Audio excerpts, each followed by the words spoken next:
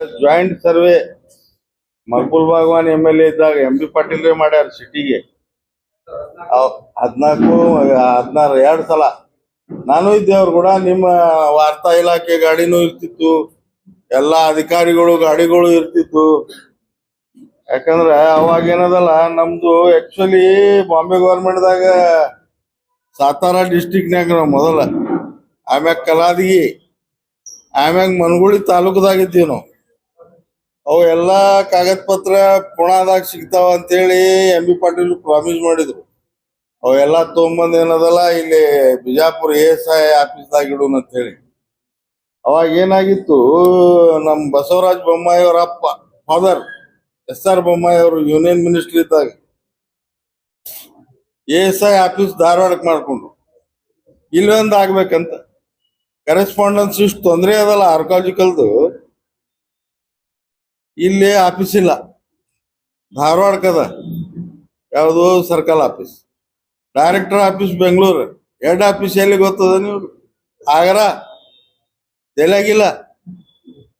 ಉಲ್ಟಾ ಪಲ್ಟಾ ಅದ ಇದು.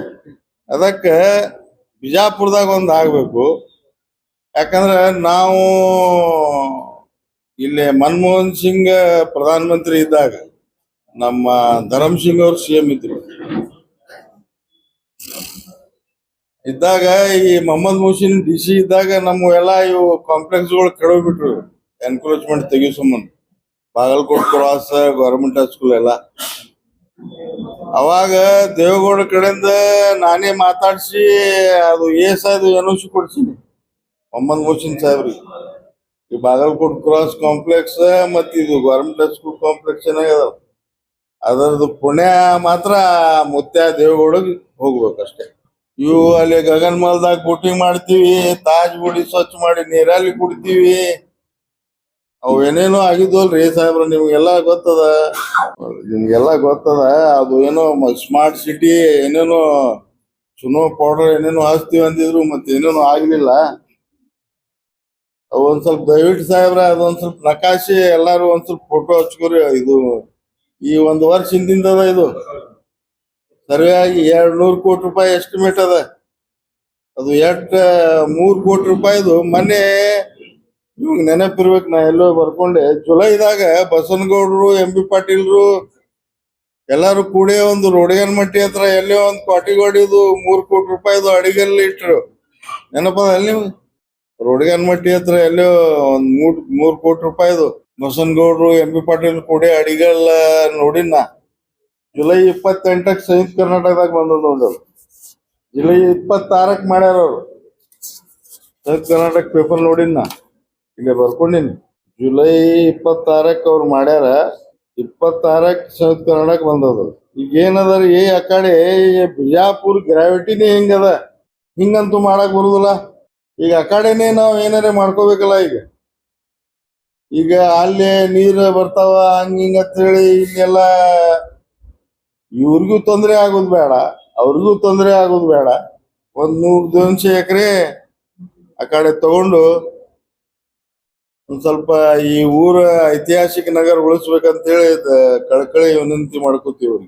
ಮತ್ತ ಸಾಹೇಬ್ರ ಹಿಂದಕ್ ನೋಡ್ರಿ ನೀವು, ಬಾರಕಮಲ್ ಆಗ್ಲಿ, ಗಗನ್ ಮಹಲ್, ಆನಂದ್ ಮಹಲ್, ಗೋಲ್ ಗುಮ್ಮಟ, ಇಬ್ರಾಹಿಂ ರೋಜಾ ಮಾಳಿಗಳು ಇರ್ತಿದ್ರು. ಮಾಳಿ ಈಗ ಎಲ್ಲಿಯೂ ಕಾಣಿಸೋದಿಲ್ಲ. ಅವ್ರು ಸೆಕ್ಯೂರಿಟಿ ಗಾರ್ಡ್ ಮ್ಯಾಗ ನಡ್ಸ್ಯಾರ. 100 ಕೋಟ್ಯಾನ್ಗಟ್ಲೆ ಏನ್ ಅದ್ರದ್ದು ಇನ್ಕಮ್ ಬರ್ತದ. ಸೆಕ್ಯೂರಿಟಿ ಗಾರ್ಡ್ ಇದು ಎಂತ ಪರಿಸ್ಥಿತಿ ಬಂದದ ASI ಇದ್ದ. ಏನ ನಮ್ಮ ಐತಿಹಾಸಿಕ ಸ್ಥಳಗಳು ಅದಾವ, ಇನ್ನ ಒಂದ್ 50-25 ರೂಪಾಯಿ ಹೆಚ್ಚು ಮಾಡಿದ್ರು ಕೊಡ್ತಾರ ಮಂದಿ. ಅದಕ್ಕೆ ಅವಾಯ್ಡ್ ಮಾಡಕ್ ಹೋಗ್ಬೇಡ್ರಿ. ಯಾಕಂದ್ರೆ ವರ್ಲ್ಡ್ ಹೆರಿಟೇಜ್ ಸಂಬಂಧ ಏನದಲ್ಲ, ಇದು ಫಸ್ಟ್ ಪ್ರಯತ್ನ ಮಾಡಿದವರು ನಮ್ಮ ಹೆಸರು ಸಿಕ್ಯಾಬ್ ಸಂಸ್ಥಾದವ್ರು ಕೂಡ ನಮ್ಮ ಗೊಡಬಳಿ ಮಾಡೋದೊಬ್ರು ನಮ್ ಬ್ರಾಹ್ಮಣ ಸಮಾಜದ ಏನೋ ಹೆಸರನ್ನ ಏನೋ ಹೆಸರಿತ್ತು ಅವ್ರದು. ಸಿಕ್ಯಾಬ್ ಹೈಸ್ಕೂಲ್ ಅದು ಇವ್ರು ಶಂಸುದ್ದೀನ್ ಪುಣೇಕರ್ ಅದರ ಫೌಂಡರ್. ಅವರು ಕೈಲಿ ದುಡ್ಡು ಹಾಕಿ ಎಲ್ಲಾ ಮಾನ್ಯುಮೆಂಟ್ಗಳು ಕಾಲುವೆಗಳದು ಅದು ಒಂದು 10-20 ವರ್ಷ ಪ್ರಯತ್ನ ಮಾಡಿದ್ರು ಅವ್ರು ವರ್ಲ್ಡ್ ಹೆರಿಟೇಜ್ನಾಗ ಕಳಿಸ್ಬೇಕಂತ ಹೇಳಿ ಆಗುದಿಲ್ಲ ತಾನ ಕೈ ಬಿಟ್ರು ಅವ್ರು. ಆಕ್ಚುಲಿ ಅದಕ್ಕೆ ಪ್ರಯತ್ನ ಮಾಡಿದವರು, ಅದಕ್ಕೆ ದುಡ್ಡು ಖರ್ಚು ಮಾಡಿದವರು ಒಬ್ರು ಯಾರೋ ಬ್ರಾಹ್ಮಣ ಸಮಾಜದವ್ರು ಒಬ್ರು ನನಗೆ ಹೆಸರು ನೆನಪಾಗವಲ್ತು. ಒಂದು ನಮ್ಮ ಸಮಾಜದೊಬ್ರು ಇಮಾರತ್ ವಾಲೆ ಎತ್ತಿದ್ರು, ಅವರು ಶಿಕಾಬ್ದವ್ರಿಗೆ ನಾ ಹೇಳಿನಿ, ಅವರೇ ಬಂದು ತಮ್ಮ ಮುಖಾಂತರ ಪತ್ರಿಕಾಗೋಷ್ಠಿ ಮಾಡಬಹುದು. ಅವ್ರ ಕಾಗದ ಪತ್ರ ಅವ್ರ ದೊಡ್ಡ ಸಾಹೇಬ್ರಿಗೆ ಏನೋ ಆರಾಮಿಲ್ಲ ಅಂತ, ಅವ್ರು ಬಂದಾಗ ನಾವು ಇದು ಮಾಡ್ತೀವಿ. ಒಂದು ಪರ್ಸನಲ್ ನಿಮಗ ಇನ್ನೂ ಒಂದು ಮನವಿ ಮಾಡೋದೇನಂದ್ರ, ನಮ್ಮ ಸಮಾಜದ ಧರ್ಮಗುರುಗಳು ಕೆಲವರು ಬಿಹಾರಿಗಳು ಈಗ ಹಿಂದಕ್ಕೆ ಏನಾಕಿತ್ತು, ಒಂದ್ ಸ್ವಲ್ಪ ಏನಪಾ ಧಾರ್ಮಿಕ ಗುರುಗಳು ಅದಾರ ಅಂತೇಳಿ ಬಹಳ ಯುವಕರು ಆಗ್ಲಿ ಸಮಾಜದಾಗ ರೆಸ್ಪೆಕ್ಟ್ ಬಹಳ ಇತ್ತು. ಆದ್ರ ಆ ಧರ್ಮಗುರುಗಳು ಏನದ ನಾವ್ ಮಾಡಿದ್ದೆಲ್ಲಾ ನಡೀತದ ಅಂತ ಹೇಳಿ, ಯಾಕಂದ್ರ ನಂದು ತಲೆ ಮ್ಯಾಗ ಟೊಪ್ಗೆ ಅದ, ಒಂದ್ 2 ಫೂಟ್ ದಾಡಿ ಅದ ಅಂತ ಹೇಳಿ ಈ ನಮ್ ಸಮಾಜಕ್ಕೆ ಶೋಷಣೆ ಮಾಡಾಕತ್ತಾರ. ಬ್ಯಾರೆ ಸಮಾಜದವ್ರು ನಮ್ದು ಯಾರು ವೈರಿಗಳಿಲ್ಲ, ನಮ್ಮ ಸಮಾಜದಕ್ಕೆ ಶೋಷಣೆ ಮಾಡಾಕತ್ತಾರ. ಅದಕ್ಕೆ ಅವ್ರಿಗೆ ನಾ ಬರುವಂತ ದಿನಮಾನದಾಗ ಏನದ SP ಅವ್ರಿಗೆ ಅವ್ರು ಡೈರೆಕ್ಟ್ ಹೆಸರು ಹಾಕಿ ಅವ್ರಿಗೆ ಕಂಪ್ಲೇಂಟ್ ಕೊಡ್ಬೇಕಂತ ನಿರ್ಧಾರ ಮಾಡೀನಿ. ಯಾಕಂದ್ರ ಅವೆಲ್ಲಾ ರೀತಿಯಿಂದ ಆಗ್ಬೇಕು ಅವ್ರಿಗೆ, ಇಡೀ ಲೋಕಾಯುಕ್ತ ಅದು ಎಲ್ಲಾ. ಯಾಕಂದ್ರ ಅವ್ರ ಏನ್ ತಿಳ್ಕೊಂಡಾರ, ಬೆಕ್ಕ ಕಣ್ಣು ಮುಚ್ಚಿ ಹಾಲು ಕುಡಿತಂದ್ರ ಯಾರು ನೋಡುದಿಲ್ಲ ತಿಳ್ಕೊಂಡಾರ. ಆದ್ರ ಮಂದಿ ಬಾಳ ಎಚ್ಚೆತ್ಕೊಂಡಾರ. ಈಗ ಬೂಟ್ಲೆ ಹೊಡೆದ್ರ ಗೊತ್ತಾಕತ್ ನಿಮಗ ಆಮ್ಯಾಗ ಮಕ್ಕಳೇ, ಏನಂದ್ರ ಈ ಫ್ಲಡ್ ಹೆಸರ ಮ್ಯಾಗ ರೊಕ್ಕ ಎತ್ತಾಕತ್ತಾರ. ಇಲ್ಲಿ ಊರಾಗ ಬೆಂಕಿ ಎತ್ತದ, ಅವು ತಗೊಂಡೋಗಿ ಬಿಹಾರದಾಗ ಪ್ರಾಪರ್ಟಿ ಮಾಡ್ತಾರ ಅವ್ರು. ಈ ನಮ್ ಸಮಾಜಕ್ಕೆ ನಾ ಕಳಕಳಿ ವಿನಂತಿ ಮಾಡ್ಕೊಳ್ಳೋದೇನಂದ್ರ, ಬಿಹಾರಿಗಳು ಯಾರದಾರಲ್ಲ ಅವ್ರ ಮ್ಯಾಗ ಒಂದ್ ಸ್ವಲ್ಪ ಹದ್ದಿನ ಕಣ್ಣು ಇಡ್ರಿ. ನಿಮ್ಗ ಪುಣ್ಯದ ಸಲುವಾಗಿ ನಿಮಗ್ ಕೊಡುದೇ ಇತ್ತಂದ್ರ ಡಿಸಿಗ್ ಭೇಟಿ ಆಗ್ರಿ. ಡೈರೆಕ್ಟ್ ಆ ಸಂಸ್ಥಾಗ ನಂಬರ್ ಇರ್ತಾವ, ಅವ್ರದ್ದು ಏನಂತಾರ ಫೋನ್ ಪೇ ಗಿನ್ಪೇ ಇರ್ತಾವಲ್ಲ, ಅದೇ ಡೈರೆಕ್ಟ್ ಕಳಿಸ್ರಿ. ಈ ಬದ್ಮಾಶ್ ಸುಳಿ ಮಕ್ಕಳ ಕೈ ಕೊಟ್ಟು ಅದು ಏನದಲ್ಲ ಏನು ನೀವು ದಯವಿಟ್ಟು ನಿಮ್ ರೊಕ್ಕ ಹಾಳು ಮಾಡಕ್ ಹೋಗ್ಬೇಡ್ರಿ. ಬಿಹಾರಿಗಳು ಏನದಲ್ಲ ಬಹಳಷ್ಟು ಮಂದಿ, ಎಲ್ಲಾರ್ಗಿ ಹೇಳಾಕತ್ತಿಲ್ಲ, ಮತ್ತೆ ನೀವು ಇದೊಂದ್ ನೆನಪಿಟ್ಕೋರಿ, ಬಿಹಾರಿಗಳು ಕೆಲವೊಬ್ರು ಮೌಲ್ವಿಗಳು ಬಹಳ ಸುಮಾರು ವರ್ಷದಿಂದ ಇಲ್ಲೇ ಬಿಟ್ಟು ಬಹಳಷ್ಟು ನಮ್ಮ ಸಮಾಜದ ಶೋಷಣೆ ಮಾಡಾಕತ್ತಾರ. ಮತ್ತ ಬೇರೆ ಬೇರೆ ಹಜ್ ಉಮ್ರಾ ಹೆಸರ ಮ್ಯಾಗ ನಮ್ಮ ಸಮಾಜಕ್ಕ ರೊಕ್ಕನು ಇವರೇ ಕೊಡುದು, ವಸೂಲಿನೂ ಇವರೇ ಮಾಡುದು.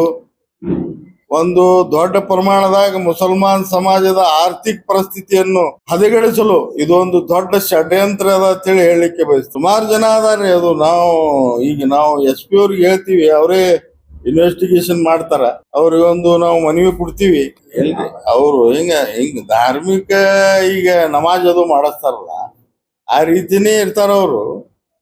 ಈಗೇನ್ ಇರ್ತದ, ಈಗ ಯಾವುದೇ ಸಮಾಜ ಇರ್ಲಿ, ಈಗ ನಾವು ಕಾವಿ ಹಾಕೊಂಡ್ರು ನಾವು ಕಾಳು ಬೆಳೆಯೋದು ನಾವು ಮಾಡೋದಿಲ್ಲ. ಮತ್ತ ಅವ್ರ ಒಳಗ್ ಸುರಿ ಇಟ್ಕೊಂಡಿದ್ದು ನಮ್ಗೆ ಹೆಂಗ್ ಗೊತ್ತಾಗೋದು? ಈಗ ಒಂದ್ ಸ್ವಲ್ಪ ಹೊರಗೆ ಬೀಳಾಗತ್ತದ ಯಾವುದೇ ಒಂದು ಬೇರೆ ಬೇರೆ ಕಾರಣಾಂತರಗಳಿಂದ. ಅದಕ್ಕ ನಮ್ಮ ಸಮಾಜಕ್ಕೆ ಹೇಳುದು, ನೀವು ಎಚ್ಚರ ಇರ್ರಿ. ಮತ್ತ ಇಂತ ಸಮಾಜಘಾತಕ ಶಕ್ತಿಗಳು ಯಾವುದೇ ತಪ್ಪು ಮಾಡಿದ್ರೆ ನಾಳೆ ಸಮಾಜಕ್ಕೂ ಕಳಂಕ ಬರುವಂತ ಸಂದರ್ಭ ಬರ್ತದ. ಯಾಕಂದ್ರೆ ಬೇರೆ ಸಮಾಜದವ್ರುಗಳು ಕೂಡ ನಮ್ದು ಹೊಂದಾಣಿಕೆ, ನಮ್ ಕುಡುತುಳು ವ್ಯವಹಾರಗಳು, ಬೇರೆ ಧರ್ಮೀಯರನ್ನು ಪ್ರೀತಿ ಮಾಡುವಂತದ್ದು.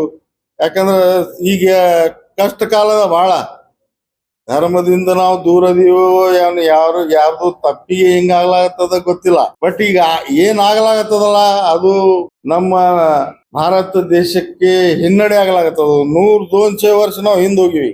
ಆದ್ರೆ ಒಳ್ಳೇದಲ್ಲ. ಇದು ಒಂದು ವಿಚಿತ್ರ ದೇಶದ ಇದು. ಎಷ್ಟೋ ಜಾತಿ, ಎಷ್ಟೋ ಪರಂಪರೆ, ಎಲ್ಲಾ ಮನ್ಯಾಗ ಒಂದೊಂದು ರೀತಿ ಹಬ್ಬಗಳು, ನಮ್ಮ ಸಂಸ್ಕಾರಗಳು ಬೇರೆ ಬೇರೆನೆ ಅದಾವ.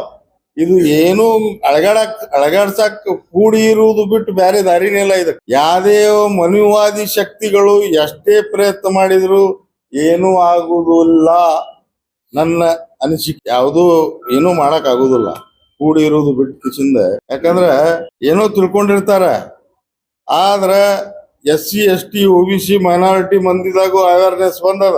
ಯಾರೇ ಮಾತಿಗೆ ಮಳ್ಳಾಗಿ, ದುಡ್ಡಿಗೆ ಮಳ್ಳಾಗಿ ಏನು ಮುಂದೆ ಬರುವಂತ ದಿವಸನಾಗ ಯಾವುದೇ ಆಗುವಂತ ಲಕ್ಷಣಗಳು ಇಲ್ಲ ನನ್ನ ಅಂದಾಜ್ ಪ್ರಕಾರ. ಯಾಕಂದ್ರೆ ಮೀಡಿಯಾ ಯೂಟ್ಯೂಬ್ ಅಲ್ಲಿ ಇಲ್ಲಿ ತುಂಬ್ಯದ ನಾಲೆಜ್, ಏನು ಯಾರಿಗೂ ಏನು ಮಾಡಕ್ ಸಾಧ್ಯ ಇಲ್ಲ. ಫ್ಲಡ್ ಏನದ ಅಲ್ಲಿ ಬಡತನ ಬಾಳ ಅದ, ಅಲ್ಲಿ ಹೇಳ್ಕೋತ ಅಡ್ಡಾಡಿ ಗೊಳೆ ಮಾಡೋದು. ಇಲ್ಲಿ ಬಡತನ ಇಲ್ಲಿ ಬಡವರಿಲ್ಲ. ಇದು ಉಮ್ರಾದು ದೊಡ್ಡ ಪ್ರಮಾಣದಾಗ ಷಡ್ಯಂತ್ರ ಅದ ಇದು. ಯಾಕಂದ್ರೆ ನಮ್ಮ ಸಮಾಜದ ಆರ್ಥಿಕ ಪರಿಸ್ಥಿತಿ ಹಾಳು ಮಾಡ್ಲಾಕ್ ಇದೊಂದು ದೊಡ್ಡ ಷಡ್ಯಂತ್ರ. ಇದು ನಾಳೆ ನಾ ಏನ್ ಹೇಳಿನಲ್ಲ, ಇದು ಯಾರು ಹೇಳುದಿಲ್ಲ. ನಮ್ದು ವಯಸ್ಸು 62 63 ಅದ. ಈಗ ಏನ್ ನಂದು ಹರ್ಕೊಳ್ಳಿ ಸುಳಿ ಮಕ್ಕಳು. ನಾ ಏನ್ ಹೇಳಕತ್ತೀನಿ, ಮೌಲಾನಗಳು ಅದಾರ, ಇವ್ರಿಗೆ ಹೇಳಿದ್ರೆ ನನಗೇನ್ ನಾಳೆ ಶುರು ಮಾಡ್ತಾರ, ನೈ ಬೋಲ್ನಾತ ಮಾಬ್ರಿ टाइम अच्छा नहीं है, टाइम अच्छा नहीं बुरा नहीं, हिंदुआ तो हमारा कैबिनेट कर लेते ಅವ ಬಸನಗೌಡ ಒಂದು ಏನಾರ ಹೇಳ್ತದ, ಅದು ಹುಚ್ಚದು ಹೇಳೋಲ್ಯಾಕದು. ಅದಕ್ಕೆ ನಾವು ತಲೆ ಕೆಡಿಸ್ಕೊಳ್ಳೋದು. ನಮ್ಮ ಮಂದಿನೇ ನಮ್ದು ಇಲ್ಲಿ ನಡ್ಸ್ಯಾರಲ್ಲ, ನಾವು ಇವ್ರು ಉಸ್ತಾದ ಮಿನಿಸ್ಟ್ರಿ ಇದ್ದಾಗ ಏನ್ ರಾಮ್ ಸೇನಾದವ್ರು ಹೋಗಿದ್ರು, ಏನ್ ನಾವು ಶಿವಸೇನಾದವ್ರು ಹೋಗಿದ್ರು ಅಲ್ಲಿ ಮಿನಿಸ್ಟ್ರಿ ತೆಗಿದ್ರಿ ಅಂತ ಹೇಳಾಕ. 2 ಫುಟ್ ದಾಡಿ ಬಿಟ್ಕೊಂಡು ಇವ್ರೆ ನಮ್ಮ ಮಂದಿನೇ ಹೋಗಿದ್ರು. ನೋಡ್ ದುನಿಯಾದ ಬಿಜಾಪುರದಾಗ ವಕಫ್ ಪ್ರಾಪರ್ಟಿ ಇತ್ತು, ಎಷ್ಟ್ ಕೆಲ್ಸ ಆಗ್ತಿತ್ತಲ್ಲ. ಏನ್ ಮುಸುರಿ ಹೋಗಿದ್ರು ತಮ್ಮ ಸ್ವಾರ್ಥಕ್ಕ. ನಮ್ ವೈರಿ ಯಾರು ಇಲ್ಲ. ಈ ಬಿಜಾಪುರದಾಗ ಒಂದು ಏನದ್ರಿ ದೊಡ್ಡ ಐತಿಹಾಸಿಕ ಸ್ಥಳ ಅಂತೂ ಐತಿ. ಇಲ್ಲಿ ಬಹಳಷ್ಟು ಏನದಲ್ಲ, ಸೂಫಿ ಸಂತರ ಒಂದು ಇದು ಅದ. ಇಲ್ಲಿ ಏನಾರ ಎಲೆಕ್ಷನ್ದಾಗ ಹಿಂದೂ ಮಂದಿ ಆರ್ಸಿ ಬರ್ಬೋದು, ಇಬ್ರು ಮುಸಲ್ರು ಇದ್ದಾಗ ಅವ್ರು ಆರ್ಸಿ ಬರ್ಬೋದು, ಅವ್ರಿಬ್ರು ಇದ್ದಾಗ ಇವ್ರ ಎಲೆಕ್ಷನ್ಗಳು ಕಮ್ಯುನಲ್ ಆಗ್ಬಹುದು, ಕುಳಿತುಳು ವ್ಯವಹಾರಗಳು ಕಮ್ಯುನಲ್ ಆಗುದಿಲ್ಲ. ಇಲ್ಲಿ ಒಂದಕ್ಕೊಂದಕ್ಕೆ ಲಿಂಕ್ ಅದಾವ, ಏನು ಸಾಧ್ಯ ಇಲ್ಲ. ಆದಿಲ್ ಶಾ ಸುಮ್ನೆ ಏನದಲ್ಲ, ಇಲ್ಲಿ ಬಹಳಷ್ಟು ಮಾನ್ಯುಮೆಂಟ್ಗಳು ಆಗಿಲ್ರಿ ಇದು. ಈಗ ಆದಿಲ್ ಶಾ ನರಸಿಂಹ ಗುಡಿ ಕಟ್ತಾನಂದ್ರೆ ಏನದು ಸಾಮಾನ್ಯ ಮಾತದ? ನಾವೇ ನಮ್ಮ ಆಯಿ ಮನ್ಯಾಗ ಚೋಳ ಅವ ಬಂದಾಗ ಅಮಾಸಿಗೆ ನಮಗ ತಿಂಗಳು ಹೋಗಿಲ್ಲ ಮರ ನಡಿ ತೆಂಗಿನಕಾಯಿ ಹೊಡ್ಕೊಂಡ್ ಬರೋಣ ತಂತಿದ್ದೀವಿ, ಹೋಗಿದ್ದೀವಿ ನಾವು ಸಣ್ಣವ್ರಿದ್ದಾಗ. ಅಷ್ಟೆಲ್ಲ ಅದ. ಮೊನ್ನೆ ಯೂಟ್ಯೂಬ್ನಾಗ ನಿನ್ನೆ ನೋಡಿದೇನ, ನನಗೂ ನಮ್ BC ಕುಲಕರ್ಣಿ ಅವ್ರು ಹೇಳ್ತಿದ್ರು, ಹಿಂದಕ್ಕೆ ನಮ್ಮ ಕನ್ನಡ ಕೋಗಿಲೆ ಪೇಪರ್ದವ್ರು ನಮ್ಮ ಬಹಳಷ್ಟು ನನಗ ಆತ್ಮೀಯರು, ಬಹಳ ಐತಿಹಾಸಿಕ ಇದು ನಾಲೆಜ್ ಬಹಳ ಇತ್ತು. ಅದು ನಿನ್ನೆ ನೆನಪಾಯ್ತು ನನಗೆ. ಯಾವ್ದೋ ಒಂದು ಯೂಟ್ಯೂಬ್ದಾಗ ಮಹಾಕುಂಭ ಚಾಲು ಮಾಡಿದವನೇ ಅಕ್ಬರ್ ಬಾಷಾ ಅಂತ.